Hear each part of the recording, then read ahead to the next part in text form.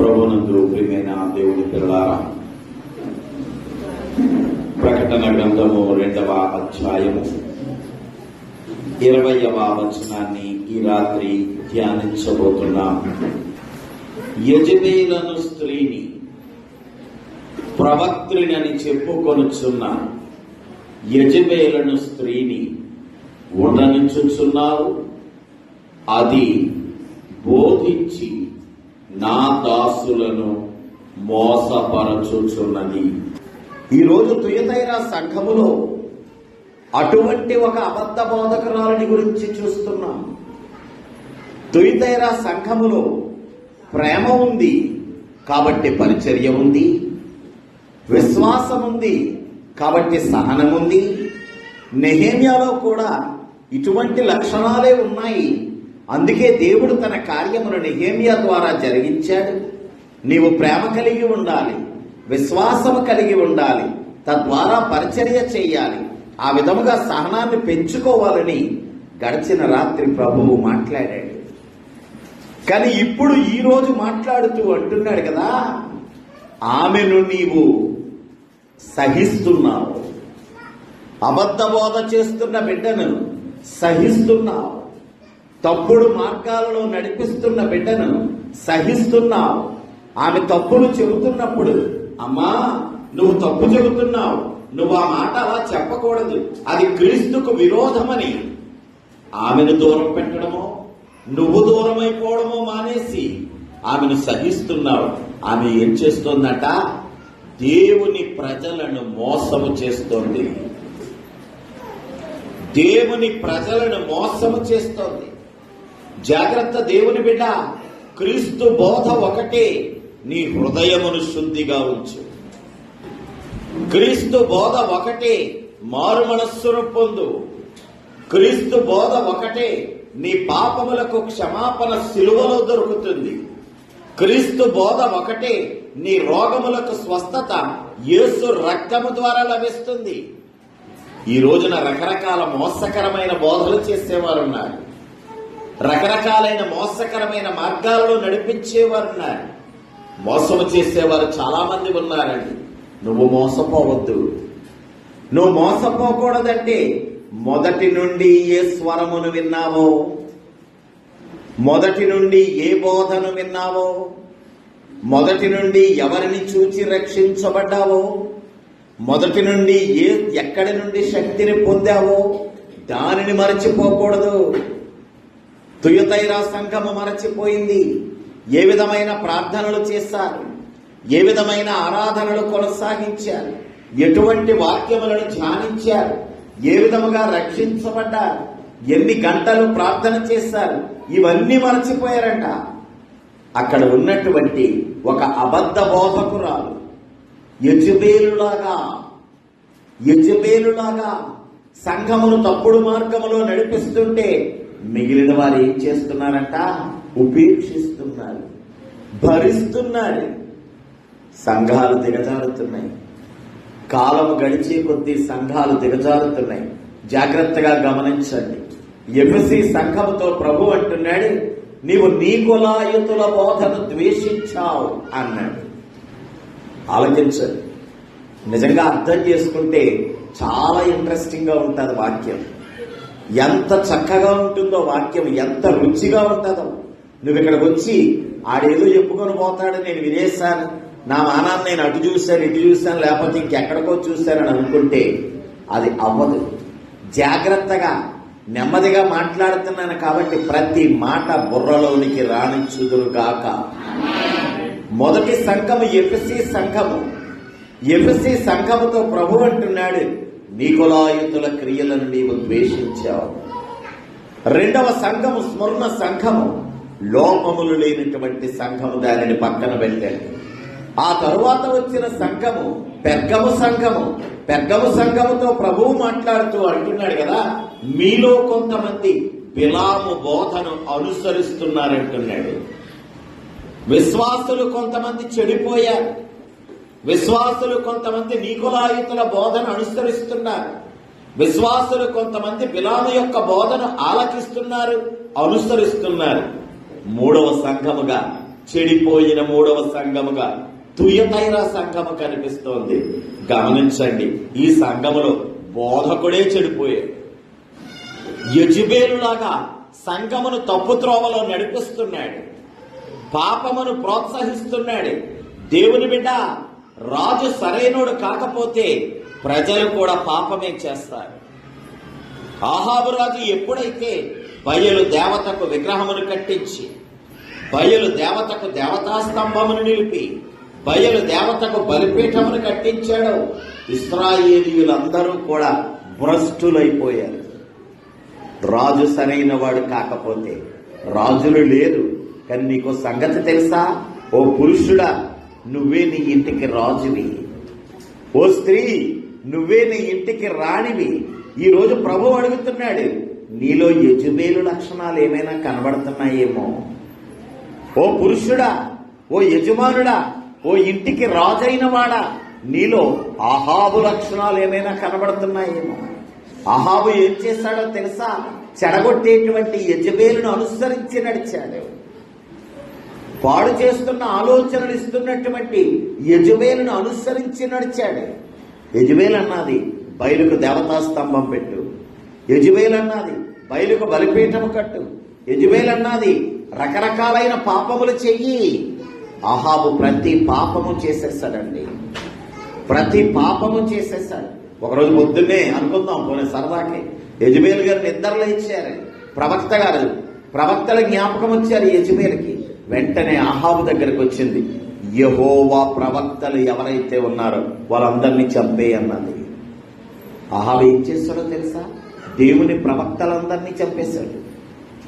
దేవుని ప్రవక్తలందరినీ చంపేశాడు.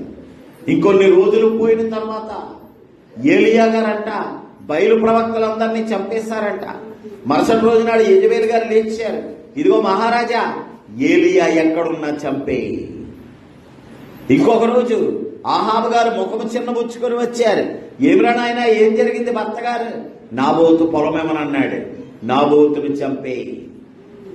యెజబెలు హత్యలు చేసేటువంటి స్త్రీ, హత్యలు చేయించేటువంటి స్త్రీ, హత్యలతో పరిచయం ఉన్న స్త్రీ నీతో కూడా హత్య చేయిస్తుంది. విగ్రహారాధనతో పరిచయం ఉన్న స్త్రీ నీతో కూడా విగ్రహారాధన చేయిస్తుంది. ఒక ముఖ్యమైన విషయం చెప్పనా? శరీరాన్ని పాడు చేసేది వ్యభిచారమైతే ఆత్మను పాడు చేసేది విగ్రహారాధన. శరీరమును పాడు చేసేది వ్యభిచారమైతే ఆత్మను పాడు చేసేది విగ్రహారాధన. మరలా చెబుతున్నాను, విగ్రహం అంటే రోడ్డు పక్కన నీకు కనిపించేటువంటిది కాదయ్యా. దేవునికి నీకు మధ్యలో ఏదైతే అడ్డుగా వస్తుందో అదే విగ్రహం. దయచేసి మిగిలిన వారి అభిప్రాయాలు పక్కన పెట్టండి. మన సంఘం ఈ విషయాన్ని గుర్తించండి. విగ్రహము అనగా దేవునికి నీకు మధ్యలో అడ్డంగా ఏదైతే వస్తుందో, దేవుణ్ణి ఆరాధించకుండా చేసేస్తోందో, దేవుని ప్రేమించకుండా చేసేస్తోందో, దేవునికి అర్పించకుండా చేసేస్తోందో, దేవుని ప్రార్థించకుండా చేసేస్తోందో అదే విగ్రహము. యెజబెలు అహాబు జీవితంలో అడ్డముగా వచ్చింది, అహాబు నాశనానికి కారణమైంది. ఎప్పుడైతే నాబోతు మరణించాడో ప్రవక్త వచ్చి శపించాడు, మీ రక్తము కుక్కలు నాకును గాక. మనదగా యెజబెలుది, అహాబుది. ప్రవక్త వచ్చి చెబుతున్నాడు, వాళ్ళిద్దరి రక్తము కుక్కలు నాకాలన్నాడు.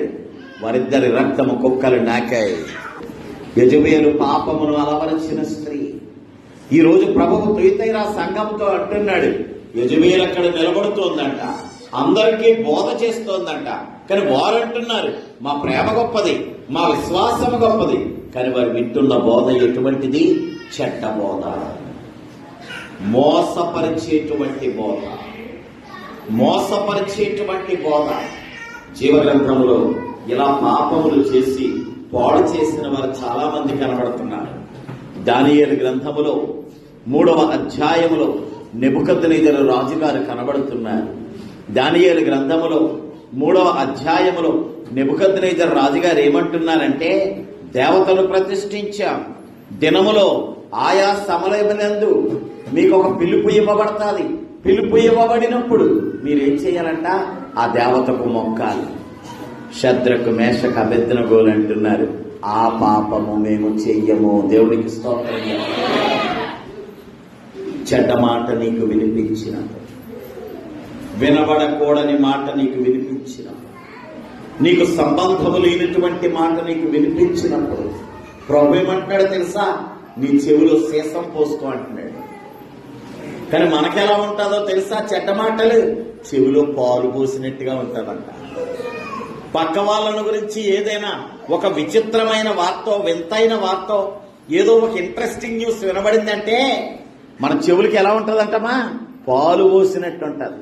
కానీ ప్రభు ఏమంటున్నాడు తెలుసా? ఇతరులను గూర్చినటువంటి మాటల విషయంలో నీ చెవుల్లో సీసం పోసుకో అంటున్నాడు. ఆ సమయంలో ఆ మాటలు ఆలకించొద్దు అంటున్నాడు ప్రభు. యెజబెలు ఇక్కడ నిలబడి బోధ చేసేస్తోంది, దానియేలు అక్కడ నిలబడి దేవుని నుండి మనుష్యులను దూరం చేస్తున్నాడు. దేవుని బిడ్డ, లోకము నుండి దేవుని నుండి దూరం చేయాలని ప్రయత్నం చేస్తావు. లోకము దేవుని ప్రేమ నుండి దూరం చేయాలని ప్రయత్నం చేస్తుంది. లోకము ఎలాగైనా చులకనైపోతుంది. లోకము ఎలాగైనా చులకనైపోతుంది. ఒక మంచి సంఘటన మీతో పంచుకుంటున్నాను. దావీదు గారు వసంతకాలంలో యుద్ధము జరుగుతుండగా స్నానము చేస్తున్న బత్షెబను చూశారు. బత్షెబను పొందాలని చెప్పి అనుకున్నారు. పొందాడు. ఊరియా వచ్చాడు. ఊరియా బత్షెబ భర్త. ఊరియా అడ్డంగా ఉన్నాడు. ఇప్పుడు బత్షెబను పొందడానికి ఊరియా అడ్డంగా ఉన్నాడు. దావీదు ఏం చేశాడో తెలుసా? ఊరియా చేతికి ఒక లేఖ ఇచ్చాడు. ఆ లేఖలో ఏమి రాయబడిందో తెలుసా? ఓ శతాధిపతి లేక ఓ సైన్యాధిపతి అయిన యోవాబు, ఈ పేరు జ్ఞాపకం పెట్టుకోండి, యోవాబు, వీడిని ఏం చేస్తావంటే ఎక్కడైతే బలముగా యుద్ధం జరుగుతుందో అక్కడ వీడిని పెట్టు. వాడిని పెట్టేసి మిగతా సైన్యాన్ని వెనక్కలాగి. చూసారా? పాపము నిన్ను హత్య చేయిస్తుంది. పాపము నీ చేత హత్య చేయిస్తుంది. అదే యెజబెలు బోధ. మనుష్యులను హత్య చేసే స్థితికి నువ్వు వెళ్ళిపోతావు. మనుష్యులను పాడు చేసే స్థితికి నువ్వు వెళ్ళిపోతావు. దావీదు వంటి భక్తుడు, దావీదు వంటి పరిశుద్ధుడు శరీరమును అదుపు చేసుకోలేక పాపము చేయాలనుకుని యోవాబుతో చెబుతున్నాడు కదా, ఊరియాను ఎక్కడ యుద్ధము ముమ్మరముగా జరుగుతోందో అక్కడ పెట్టన్నాడు. పెట్టేశాడు. ఊరియా చనిపోయాడు. ఇంటికి వెళ్ళాక ఈ 2వ సమూయేలు గ్రంథంలోని 12వ అధ్యాయం 11వ అధ్యాయం ఇవన్నీ జాగ్రత్తగా చదవండి. పాపమును బోధించువాడు ఎంత చులకనైపోతాడు అక్కడ రాయబడుతుంది. దావీదు యోవాబుకు కబురు పెట్టాడు, యుద్ధము ముమ్మరముగా ఉన్న చోట ఊరియాను పెట్టు. ఊరియా చనిపోయేలాగా చూడు. కాసేపటికి యుద్ధము నెగ్గేశారు. యోవాబు దూతలను పంపుతున్నాడు దావీదు దగ్గరికి. జాగ్రత్తగా అర్థం చేసుకోండి. యోవాబు దూతలను పంపుతున్నాడు దావీదు దగ్గరికి. చెప్పు, యుద్ధము జరిగింది, మన వాళ్ళు కూడా చాలా మంది చనిపోయారు అని నువ్వు చెప్పు. చెప్పినప్పుడు దావీదు అంటాడు, కోట దాకా వెళ్ళకూడదని మీకు తెలియదా? మీ సైన్యాధిపతికి ఆ మాత్రం జ్ఞానం లేదా అని అంటాడు. అన్నప్పుడు నువ్వు నెమ్మదిగా ఊరియా కూడా చచ్చిపోయాడండి అని చెప్పు అన్నాడు. చూసావా? పాపము చేయమని ప్రోత్సహించిన దావీదు యోవాబు ఎదుట ఎంత చులకనైపోయాడు. ఊరియాను చంపించిన వాడు దావీదనే విషయము యోవాబు గమనించాడు. నీ రహస్యాలు జాగ్రత్త. చాలాసార్లు చెబుతూ ఉంటాను, నీ ఏ విషయము కూడా నీ తోటి మనిషితో పంచుకో. చెబితే దైవజనుడు, లేదంటే ప్రభు, అంతే. ఈ లోకములో నీకు సంబంధించిన అన్ని విషయాలు దేవునికి తెలియాలి. కొన్ని విషయాలు దైవజనుడికి తెలియాలి. మిగిలిన విషయాలు ఏవి కూడా వాక్యములో ఉన్న మాటే చెబుతున్నాను. నీ కౌగిట ఉన్న దాని దగ్గర నీ నోటి మాటలు జాగ్రత్త అని వాక్యం చెబుతుంది. అంటే అక్కడ కూడా అన్ని విషయాలు మాట్లాడకూడదు. దావీదు పాపం ఎవరికి తెలియదు అనుకున్నారు. ఎవరికి తెలిసింది? యోవాబుకు తెలిసింది. యోవాబు ఇప్పుడు దావీదుని ఎంత చులకనగా చూస్తున్నాడో తెలుసా? కోప్పడ్డాడు అనుకోరా? Very simple. నువ్వు ఒక చిన్న డైలాగ్ చెప్పు, ఊరియా కూడా చచ్చిపోయిందండి అని చెప్పు. నిజంగానే దావీదు కోపముగా, ఎరా గోడ దాకా వెళ్ళకూడదని నీకు తెలీదా, అక్కడికి వెళ్తే బాబా ఈట్లు వేస్తారని తెలీదా, ఈ బాణాలు వేస్తారని తెలీదా అని ఓ ఎగురుతుంటే ఈ నెమ్మదిగా అంటున్నాడు, దావీదు గారు ఊరియా చనిపోయాడు, దావీదు చల్లగా అయిపోయాడు. నీ పాపము నిన్ను మొత్తుతుంది, నీ పాపము నిన్ను నొక్కి పెడతాది, నీ పాపము నిన్ను ఎవరు పెగలకుండా చేస్తుంది, నీ పాపము ఇతరుల ఎదుట నిన్ను చులకన చేస్తుంది. నాయనా పాపము చెయ్యొద్దు, పాపము చేయమని ప్రోత్సహించే బోధ కూడా ఆలకించొద్దు. కొన్నాళ్ళ తర్వాత మళ్ళీ యుద్ధం జరుగుతుంది, యోవాబు మళ్ళీ నెగ్గేస్తున్నాడు. యోవాబే గుర్తుపెట్టుకోమని చెప్పాను. నీ జీవితంలో కూడా ఒకరిద్దరు యోవాబులు ఉంటారు. నా థిక్కెస్ట్ ఫ్రెండ్ అండి, నా జిగ్గరీ దోస్త్ అండి, వాళ్ళకి తెలియని రహస్యాలు ఏమీ ఉండవండి. ఒకానొక రోజున వీధిలో నిలబడి నువ్వు పలానా రోజున ఏం చేసావో చెప్పానంటే నీ సంగతి ఏమవుద్దో తెలుసా అంటది ఈ అక్కే. నీ రహస్యాలు దేవునికి తెలియాలి, తప్పితే దైవజనుడికి తెలియాలి, ఇంకెవరికి తెలియకూడదు. ఆ దైవజనుడు కూడా యజుబేలు బట్టి దైవజనుడు అయితే గనక వాడిని విడిచిపెట్టమని వాక్యం చెబుతాడు. యజుబేలుని ఇంకా సహిస్తుందంట సంఘం.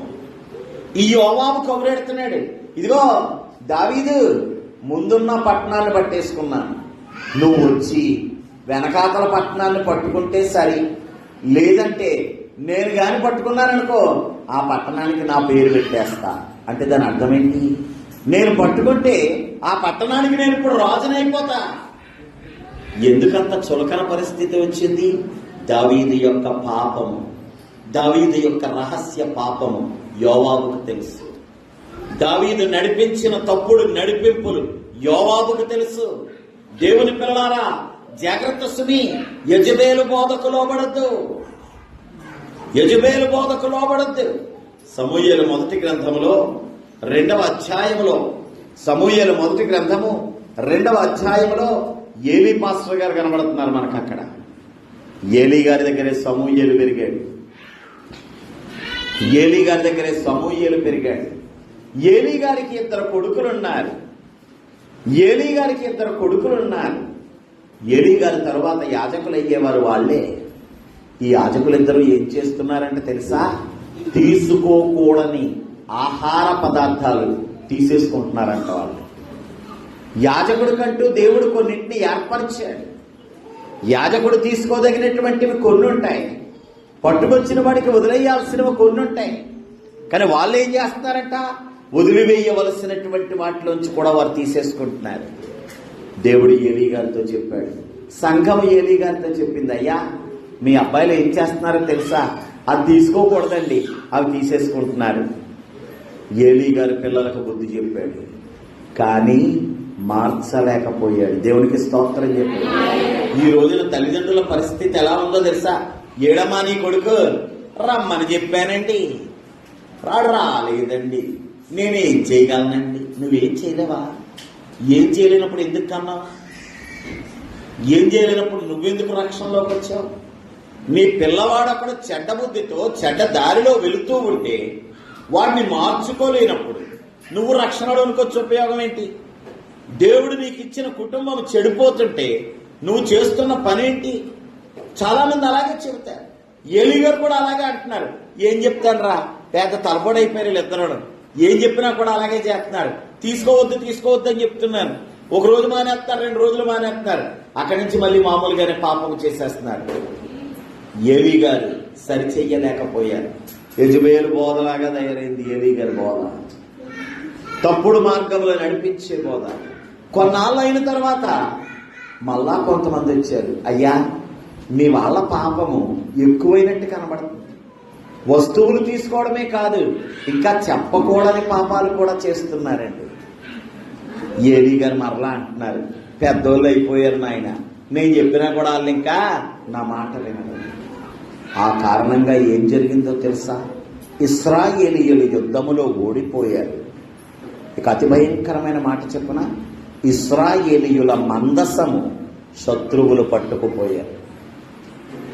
యెజెబెలు బోధ కారణంగా నీ రక్షణను శత్రువు పట్టుకుపోతాడు.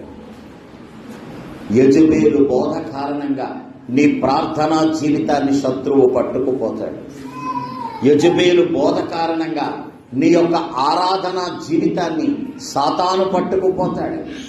యెజబేలు బోధ కారణంగా నీ యొక్క సమర్పణ జీవితాన్ని సాతాను పట్టుకుపోతాడు.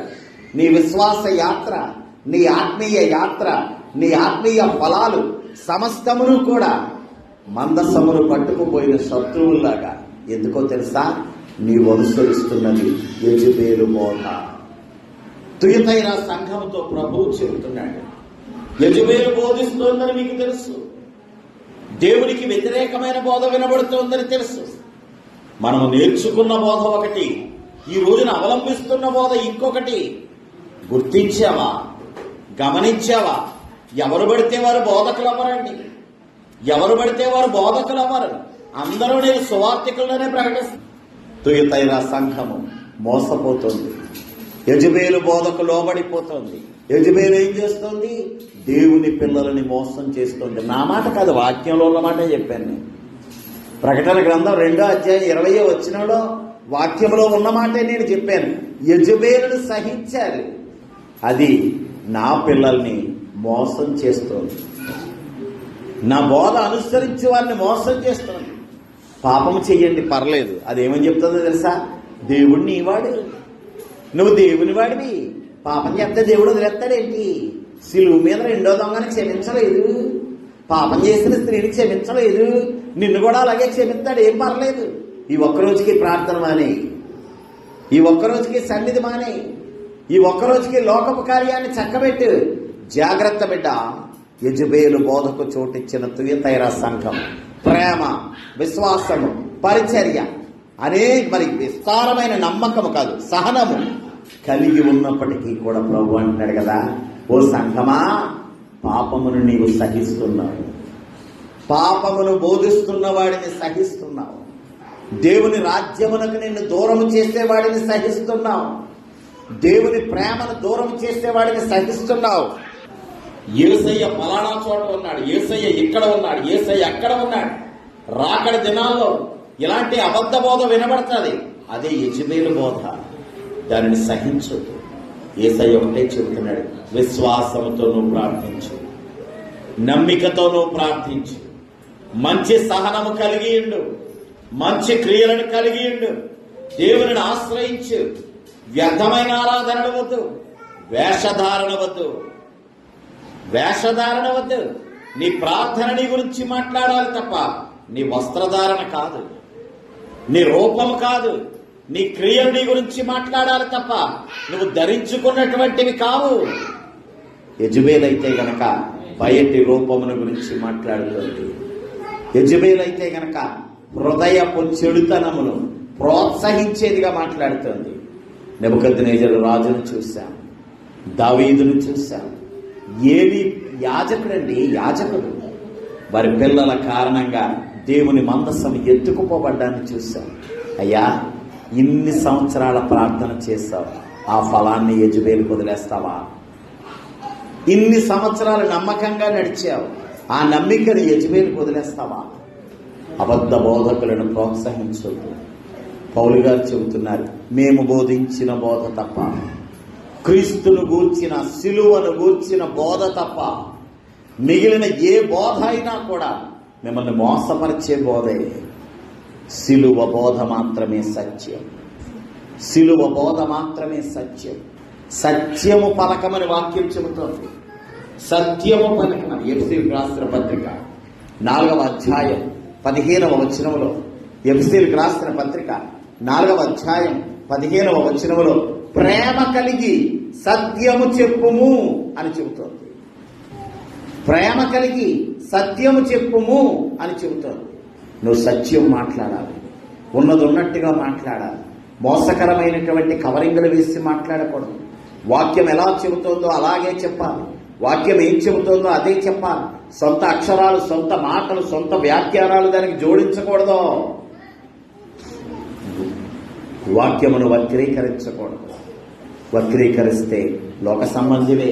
రోమీయులకు రాసిన పత్రిక 1వ అధ్యాయం 32వ వచనంలో, రోమీయులకు రాసిన పత్రిక 1వ అధ్యాయం 32వ వచనంలో, పాపము చేసిన వాడు మరణమునకు గురవుతాడు, పాపము చేసిన వాడు మరణమునకు గురవుతాడు, పాపము చేసిన వారితో ఏకీభవించిన వాడు కూడా అదే శిక్షను పొందుతాడు. పాపము చేస్తున్న వారితో ఏకీభవించిన వాడు. నీ సహోదరుడు పాపము చేస్తుంటే వాడికి నెమ్మదిగా బుద్ధి చెప్పు. నీ సహోదరుడు తప్పు చేస్తుంటే వాడిని నెమ్మదిగా ఖండించు. నీ సహోదరుడు తప్పు చేస్తుంటే వాడిని నెమ్మదిగా హెచ్చరించు. వాడు ఏది వినకపోతే దేవునికి అప్పగించు. వాడి కొరకు ప్రార్థించు. ప్రభువా, ఫలానా వాడి పాపం చేస్తున్నాడు, సన్నిధికి దూరం అవుతున్నాడు. అంతేగాని పాపం చేసేవాడితో ఏకీభవించొద్దు. పాపం చేసేవాడిని ఉపేక్షించొద్దండి. సంఘములో చెడ్డ బోధలు చేసేవారిని, చెడ్డ మాటలు చెప్పేవారిని ఉపేక్షించొద్దండి. ఈ రాత్రి తుయతైరా సంఘములో ఉన్న బలహీనత అదే. యెజబేలు వంటి ప్రవక్త్రిని వారు సహిస్తున్నారు. ఆ ప్రవక్త్రి మంచి విశ్వాసులను మోసం చేస్తోంది.